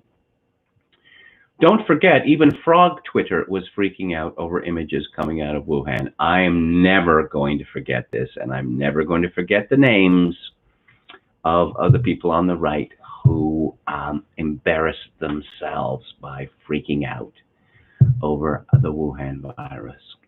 It was a post by an otherwise reliable fellow about Wu flu going exponential that set me off doing the modeling. We all know how easy it is to ratchet up fear on social media. Another aspect is the marriage between globalization, aka the enrichment of the oligarchs, and the inexorable and exponential growth of the managerial state, enhanced by a constant loud barrage of propaganda by what people used to call media. Experts, as propagandists and government call these curious people, rule over us with a velvet-gloved iron grip that is increasing in strength. It is hard to ignore experts, not for loyal readers of this blog, of course, since they daily see how monstrous expert over certainty is. Still, many can't see past the credentials. We know the evils of Harvard, but we still bow to it. Even our own mold bug squealed like a little girl after he heard and believed experts say everybody and his brother would die of corona doom. Yes. Globalization is likely to strengthen. The managerial state will only grow. The purges at universities are almost complete in non-STEM areas and are accelerating in STEM. The election in the States and things like Brexit overseas will continue to rile our oligarchs and discontented rioters. The push to vaccinate won't end. We've never had a common cold vaccine in humans. It's coronavirus. But the push to inject people with one for corona doom, perhaps many times, as dear computer programmer Bill Gates threatened, will only increase. Much of the cheering will come from common people who we already know will do anything except pray in the name of safety. Will this coming flu year see the government begin restrictions again? Lockdowns have been a terrific way, with all the business closings, to funnel money from the middle class to oligarchs and thus to strengthen government. Why wouldn't they want to renew restrictions? In any collapsing society, it eventually becomes every man for himself with little thought given to the future. Our elites want to get what they can while the getting's good. Or will we calm down only to focus more on riots and Black Lunatics Matter to signal displeasure with Trump winning re-election? Or if he loses, will the governors rub their hands together and cackle at the first report in rise of flu deaths? Don't think you can get away without answering. Even now, experts are banding together and calling for the lockdowns to begin again. Shut it down, start over, do it right. Yeah. Oh, yes, he's noticed something, what I talked about the other day. Sodomy is back on the appropriately nicknamed Sodom on Sea. Yes, the city's leaders say restrictions relaxed for gay bathhouses, sex venues spreading COVID via glory holes is not a worry anymore. Not in San Francisco. Spreading HIV is no longer seen as entirely undesirable. This is not a joke about glory holes. The Canadian government, actually the government of British Columbia, led perhaps by a past practitioner of the sport, authorized glory holes as a way that will allow for sexual contact but prevent close face-to-face contact. Yes, that's the ideal, isn't it? You don't want face-to-face contact. What does face-to-face contact have to do with sexual activity? Well, I don't know. Again, I mentioned Herbert Stein, things continue until they stop. And it is not supportable that the government can keep people out of work, can keep paying people not for working, many more people than were being paid not for working before, can destroy infrastructure. United States of America has the money printer go, but of course the other countries of the world do not. And Canada's already at the breaking point. So I'm a little more optimistic than William Briggs.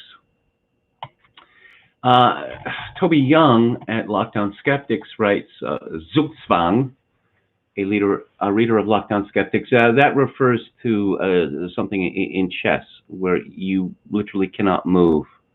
It was the favorite strategy of Nimzovich, the great grandmaster of the early 20th century. He writes, the anti-hero of Gogol's Dead Souls, Pavel Ivanovich Chichikov, had his reasons for cultivating the nobility of a provincial Russian backwater and buying from them for a nominal sum those of their serfs who happened to be dead.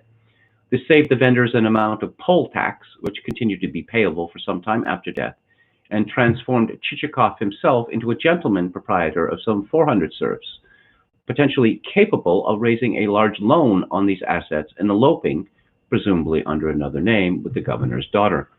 When I first read Gogol, I found the whole idea totally obscure and mystifying, and I'm not sure that he ever spells out in words of one syllable how Chichikov's business model is supposed to work. There's a highly respectable view that the whole thing was always intended as pure shaggy dog, and it's only fitting that it breaks off in mid-sentence as an act of Shandian surrealism. Compared with the COVID-19 mortality statistics, however, Gogol provides us with a paradigm of lucidity. Chichikov had found a way of monetizing actual serfs who merely happened to have died. We have a government agency, Public Health England, which seems to be busy manufacturing statistical deaths to no purpose that makes even Chichikovian sense. Since July the 17th, the daily death statistics from PHE have not been published directly by the government, which is currently investigating them. But they do go on being input into the government's coronavirus dashboard, which is fed by PHE. No, not only that, they continue to illustrate the official thesis that while the virus may be on its way out, it is going very, very slowly. The rolling 7-day average number of deaths per day on July the 26th was 66, holding its own with 68 the week before. No decline recorded at all, and 444 deaths reported by PHE in the week ending July the 24th. The thing is, though, that it is entirely mysterious where these deaths are occurring. For the week to July the 24th, there have been so far 0 deaths reported in Scotland and Northern Ireland, and just 1 in Wales. In the hospitals of England, the total recorded deaths, according to the NHS, were 67. So we have 376 unaccounted for. That is to say, 85% of them. Toby Young talks about this press conference, which Twitter has decided that we can't see because it's misinformation. A group of skeptical doctors in the US, including Dan Erickson, and I see the YouTube video has been removed from the Lockdown Skeptics page. But it's private enterprise silencing us, so you're not allowed to make a fuss about it. That would be against conservatism. Silencing people is fine when it's in the interests of profit and control. Dr. Erickson held a press conference on the steps of the U.S. Supreme Court yesterday in which he and the other doctors talked a great deal of sense. They pointed out, among other things, that the lockdowns across the U.S. are causing more harm than they're preventing, that COVID-19 is treatable, and that the vast majority of the population, e.g., those under 65 without any comorbidities, aren't at risk from the disease. Needless to say, America's tech giants quickly moved to suppress the information. Breitbart News posted a video to Facebook yesterday, which became the top-performing Facebook post in the world before the social media company removed it, and YouTube and Twitter removed footage of the press conference too. You can still view it on Breitbart, however. The same group organized a second event yesterday at which they sang the praises of hydroxychloroquine. If YouTube has taken it down, by the time you click on this link, you can find the information at AmericanFrontlineDoctors.com. And I suppose the cool wine ants of the world are in absolute panic. Well, they were already in absolute panic because of Corona. And I don't know, supposedly alcohol consumption has not risen. I should think that the amount of boxed wine put away by cool wine ants has been prodigious, but they're panicking even more now, and why would that be? A pet cat has tested positive in the UK for the strain of coronavirus that is causing the current pandemic. Why don't they just call it COVID-19? Experts say that it's the first confirmed case of infection in an animal in the UK, but does not mean the disease is being spread to people by their pets. It's thought the cat caught coronavirus from its owner, who had previously tested positive for the virus. Both have now recovered. Health officials stress the case is very rare and no cause for alarm. Why are they saying this? They're spreading alarm about everything else. Well, it's going to come back. Just because it's disappeared in you doesn't mean it's not going to come back stronger and better than ever. Go second surge. Reminds me of the story, Toby Young writes, about the goat testing positive in Tanzania. The president, Dr. John Pombe Magufuli, promptly sacked his chief health advisor, taking this as evidence that the test being used was unreliable. I wonder if the COVID cat might also be a false positive. The BBC doesn't record whether the Moggy was retested to confirm the initial diagnosis. And he sent a message from a reader who works for a cancer charity.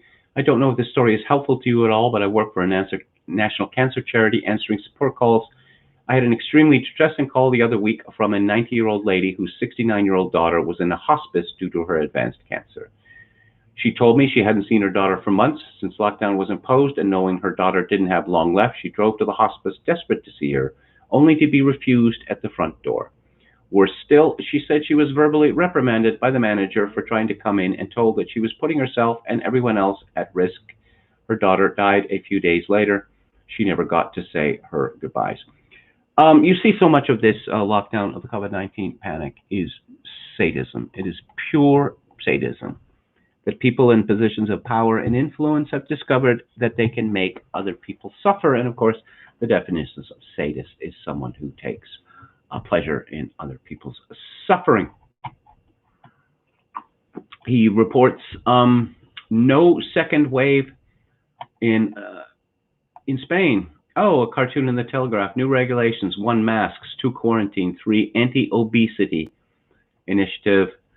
And a policeman in a lurid green vest says, and thirdly, you're to continue your journey by bicycle. Well, yeah, I wonder, with all of the, on the one hand, we have Sports Illustrated putting a morbidly obese woman on its cover, but on the other hand, apparently, these fatties are, they're ruining the economy. They're threatening everyone's health. You see the cognitive dissonance, the Schrodinger's cat aspect of modern life. One must embrace, fitness at any size, that the big body is the body beautiful, but on the other hand, it is a deadly threat to us all. Yes, and he repeats what I was talking about yesterday. The risk of catching the virus from inanimate surfaces or objects is tiny. I want the people who spread this panic to be punished. To be punished. Here's the final bit from Toby Young. I'm thinking about introducing a new regular slot featuring Orwellian use of language for the mainstream media. Here's a gem. Quote, protesters in California set fire to a courthouse, damaged a police station, and assaulted officers after a peaceful demonstration intensified, unquote. This was tweeted by ABC News. I don't suppose I need to spell this out, but protesters set fire to a courthouse, vandalized a police station, and attacked the police. How was the demonstration peaceful? It's reminiscent of that now famous BBC headline about the BLM protest that turned ugly in Whitehall. 27 officers injured in largely peaceful anti-racism protests. Well, I guess it was peaceful until it wasn't. Like my example of the two men talking, which was a pleasant conversation until one man pulled out a pistol and shot the other one dead. Okay. Yes, Alex Berenson, that his pinned tweet. Dr. Fauci, it turns out that he cannot throw a baseball. And he came up with an excuse for this because I suppose people have been laughing at him for several days, and he very much does not like to be laughed at. I can hardly blame him for that. Few of us enjoy being laughed at. The backstory, this is from David S. Joachim. The backstory on Fauci's errant opening day pitch. He had practiced throwing at a DC school, but for some reason was throwing at a distance about 20 feet short of 60 feet 6 inches. I completely miscalculated the distance from the mound, he said. Every baseball fan knows that the mound is 60 feet 6 inches from the plate. I presume he has access to the internet where he could have found this out, Or maybe, you know, he could have called one of his friends in sports or someone at the Washington Nationals team and say, I don't want to make a fool of myself on national TV, so I want to practice my pitch. How far away is the pitcher's mound from home plate?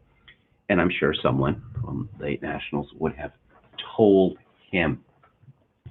Berenson comments, presented without comment.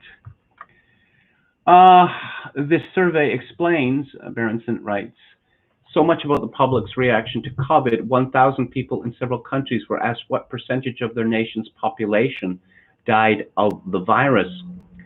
Answers ranged from 3% in Germany to 9%, which would be 30 million people in the US. Congrats, panic porners, you've won. Yes, obviously extending the franchise was a very serious error, and I don't mean just extending the franchise to women. 9%. Well, how many people live in the United States? It's over 300 million. So if you're talking about 9%, then you're talking about 30 million people. How would it be possible for 30 million people to have died in short order in the United States without civilization collapsing? Once again, there seem to be few people, few adults who are capable of understanding any number higher than 1,000. Oh, I talked about this silly woman, what's her name, Sarah Nadav, and she's forced her children to live in tents outside. She lives in New York and Tel Aviv, and she's currently living in Tel Aviv. Doesn't it get rather hot in Tel Aviv in July? So she was absolutely horrified by the fact that people noticed her tweet. Again, women have a serious problem in understanding Twitter.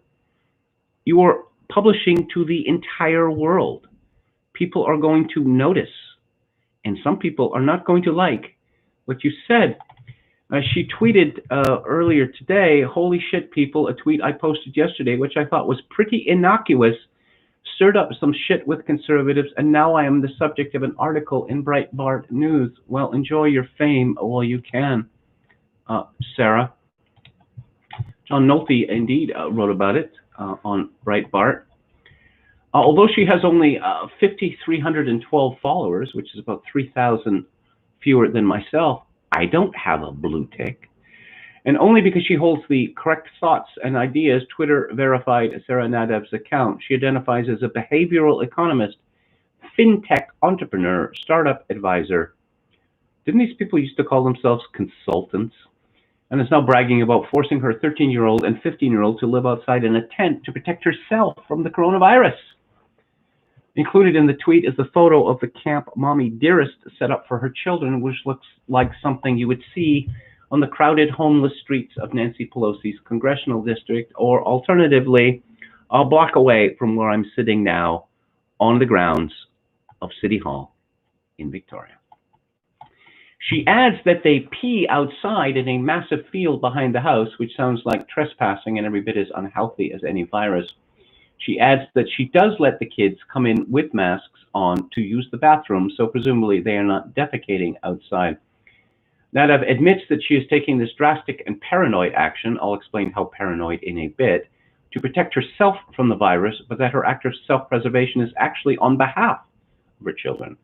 You know, she tweeted, as a parent, you have an obligation to stay healthy for them. They might get a light case, but you might die. This does not sound selfless to me. I made this decision, but my kids need me to stay well for them, fair enough, but why doesn't Mommy Dearest move into the tent and pee in a field? Why isn't Mommy Dearest making the sacrifice for the sake of her children? Why not spring for a hotel or stay with a friend? She says that her teen's bedroom doesn't work for quarantine for a number of random reasons. So out you two go. You might argue that kids love to camp. Well, sure, but not for 14 days in your own backyard. 14 days of sleeping outside in the heat. She lives in Tel Aviv. That gets old real fast. Some friends of mine dealt with this after mom caught the virus. The experts told her family of 4 that living together was no problem as long as everyone slept in separate beds and surfaces were cleaned regularly, and now we know the surfaces bit was just mindless panic and completely non-scientific. After 14 days, no one else got sick, and Mom was mostly asymptomatic. As far as the paranoia, get this. The kids have not been diagnosed with the coronavirus. The kids did not even come into contact with someone who has the coronavirus. No, the kids were exposed to their aunt, who was exposed to a 5-year-old who tested positive. Oh, okay. She says the kids are happy and healthy, and I believe that, but that changes nothing about how absurd this all is, especially when Mommy Dearest is probably under 50, which means the virus is no more a threat to her than the conventional flu. But these are hideous elites, folks, anti-science, virtue-signaling lunatics who use social media to brag about their stupid and selfish behavior, complete with photographs. Donald Trump Jr. Was suspended from Twitter for sharing this video about hydroxychloroquine, and Andrew Serbian tweeted, Twitter and Jack have suspended Donald Trump Jr. for posting a viral video. Big tech is the biggest threat to free expression in America today, and they're continuing to engage in open election interference, full stop. Perhaps they should be RICO'd as well. RICO. That's from a famous Arnold Schwarzenegger movie. Total Recall, which was remade. Why would you? The movie's perfect. Why would you remake it? But everything has to be remade. Alex DeLarge says Ramsey Paul was the same way. William Hicks says she's an associate, an errand girl coming to collect a bill. Oh, I see. Quoting we're quoting Conrad. Brandon Smith says the days of the free-range prison of society are coming to an end. Oh, yes, a terrible, terrible story from Canada that apparently people are arguing against masks, and many of them share anti-vaccine feelings as well. And I suspect that in Canada soon, objection to the use of masks may soon be criminalized. Obviously, no one arguing against masks is going to be allowed a hearing in the Canadian media because it's freedom of opinion is just too dangerous. Let's see. Chogokin666 said she made a Sabra and Shatila for her kids. Oh, there was a comment that disappeared here. Okay. She's in Tel Aviv. Shocking, Kevin. Shocking indeed, says Laponius Maximus. Yeah, I don't know. Again, it must be horrifically hot in Tel Aviv in July. Is obese hate speech? Asks Aslan. It may be soon enough. So you admit that COVID is being used to cancel our freedoms and disenfranchise the masses, says Jim Device. What are you, a conspiracy theorist? Oh, I think it's being used to do more than that. It's being used to destroy what's left of the middle class, the small business class, because their jobs, their businesses are non-essential. And it's going to be used as an excuse, quite possibly, to put us all on universal basic income, which will have a social credit component. Chokakin666, weaponized autism, found the Portland bomb thrower. Laponius Maximus, protect our NHS. Say it in a pompous English accent and it makes sense. Protect our NHS. That's as pompous as I can sound at the moment. Aslan says, I got blocked at Luke's. I don't know why, so I can't comment on that. So that is the show for today, and I'll just remind myself, yes, that it is Tuesday. I will definitely be doing Theater Thursday this week, because I will definitely be in this hotel room. And it is the ninth configuration by William Peter Blatty. But just let me check the calendar here. That Friday is the 31st, and I'm supposed to be out of this hotel room by 11 o'clock on Friday morning. I may have to move that day. I've already advertised. I was going to be talking about Ryan Landry's book on masculinity, which may happen. but I just want to warn people that I can't guarantee it because, as I say, I may be forced to move, and I may be moving some distance. MCT says, good grief, if Sylvia Plath was alive, she would stick her head in the oven again. KMG, thanks for stirring the pot. Glad tidings, good night. Oh, Sylvia Plath. Well, that woman was born to kill herself and born to find some hapless man, in this case, Ted Hughes, to blame it all on. So I will be on the air tomorrow at 4 p.m. Pacific time and 7 p.m. Eastern time. If you like this show or any part of it, I'd appreciate it if you click on the like button and subscribe to my YouTube channel if you have not already done so. I've passed 1,000 YouTube subscribers, which is good news, I suppose, but it rather scares me because that is an important threshold, and I wouldn't want YouTube to pay any more attention to me than it does already. I've already had one live stream scrubbed permanently because of the use of one word in a title. No, it wasn't the N word or anything like that, and I'm not going to repeat the word. If you would like to support this show with a donation, which would be enormously appreciated, especially at this very difficult time of my life, my PayPal address is kevin_grace@hotmail.com. Once again, kevin_grace@hotmail.com. If you are Canadian and you want to send me money directly, you can send it through Interac at kevingrace@shaw.ca. So I will leave you with this. In these days of social atomization and civilizational collapse, I do dearly hope that you, my dear listeners and viewers, manage to forge some form of genuine human contact in order to ease the burden. Good night.